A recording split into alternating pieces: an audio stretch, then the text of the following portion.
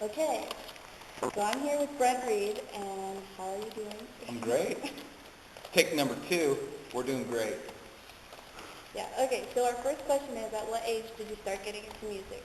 I started getting into music when I was, somewhere between like 9 and 11 years old. I started taking piano lessons. It was tough, like for a number of years. I didn't start getting comfortable with it until I was maybe like 15 or 16. And then, did you take any other lessons? Yeah, I took some vocal lessons, but that wasn't until like college. So, but yeah, it was really helpful because it helped me like increase my vocal range and stuff. Where did you go to college at? Went to Anderson University. It's close to Indianapolis, Indiana. That's cool. Yeah. When you were growing up, what was life as a kid for you? Anything that helped you get into music? Actually, that's a great question. I'm so glad you asked. I was an only child, so I had like no brothers and no sisters, and I wasn't extremely athletic. I like to stay inside, so and I wasn't like into video games either. So what I was left with was my piano or my little keyboard, and that was a big motivator. So I spent like countless hours just playing piano and stuff. So that was a huge motivator in childhood. Was like any of your parents like into music or anything that like helped you start? Yeah, both of my folks are like somewhat musical. They don't play any instruments, but they like to sing. And I always grew up in a home that had a lot of music being played, in stereo. So that was hugely motivating. So. Okay. What made you want to be a church singer here at Highland Hills? Oh gosh, I got my start doing music in the church. I started leading worship when I was about 13. Just kind of crazy for little kids, leading worship for them, and then I just constantly stayed plugged in, and I've had a huge passion for music and a huge passion for God. So to combine those two together and do stuff at the church is cool. So. Okay. Have you ever sung at any other church than Highland Hills? Totally. I've been all over the place. At one point I was leading worship at like 3 different churches in the same week, so I'd get confused as to where I was going and what songs I was singing. But so now it makes a lot more sense just to be plugged in here and stick around here. Do you sing like, other than here, do you sing anywhere else now? Definitely. Actually, I'm so glad you asked. Aside from, this is kind of my day job, doing stuff here at church.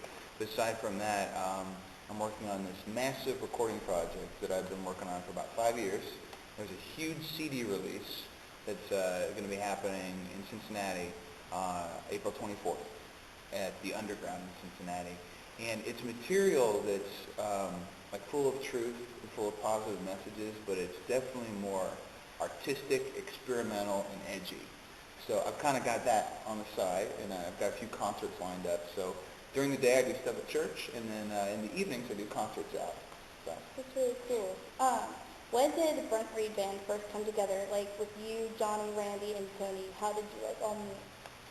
That's a good question too. I've known these guys for years, and it's been interesting because we've run in a bunch of the same circles musically. I met Johnny in college. Randy and I have known each other since like 5th, 6th grade. And then Tony, he and I have been playing off and on together for about 7 years.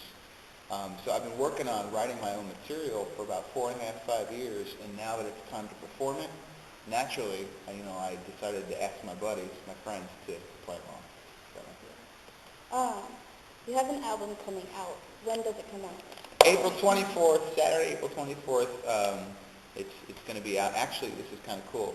Right now, if you want to get a little sample of the album, you can go to our website, BrentReedMusic.com. You can go to the website and you can download 3 free songs just to kind of whet your palate to get ready for the album. So.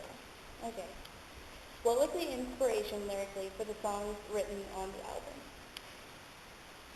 It's kind of hard to nail that down. When I write lyrics, I write lyrics all the time.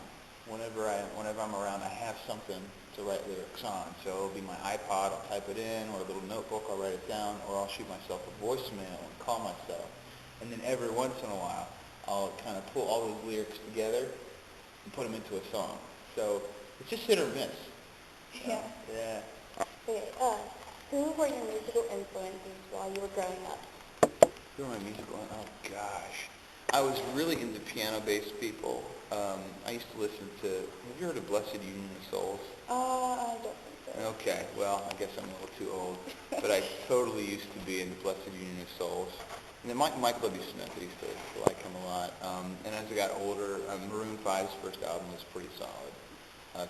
Songs About Jane, I think, is the name of that one. And then growing up, since then, I mean, I'm a huge fan of like Mute Math and Muse right now. So, yeah. Okay.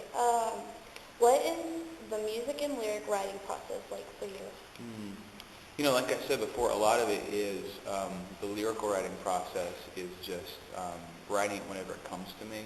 I find if I force myself to write lyrics, it doesn't happen. But if I just kind of let it come to me and I capture it when it comes to me, that's easier. With music writing, it's the same way. It's like little flashes of inspiration. So I kind of need to be ready to write it down, whether it's 2 a.m. or 6 a.m. or whenever. So. Okay. What was the first song you have ever wrote? Oh gosh. And at what age did you write it? I started off writing instrumentals, just instrumental songs on piano. I was probably about 12 or 13. So it was just an instrumental song of some kind. Yeah. Okay, did you ever want to be anything else besides a musician while you were growing up? I did. It was either between being a musician or an actor. An actor? Like, Yes. what kind of acting? Did you do any acting? I did. Lots of stage acting.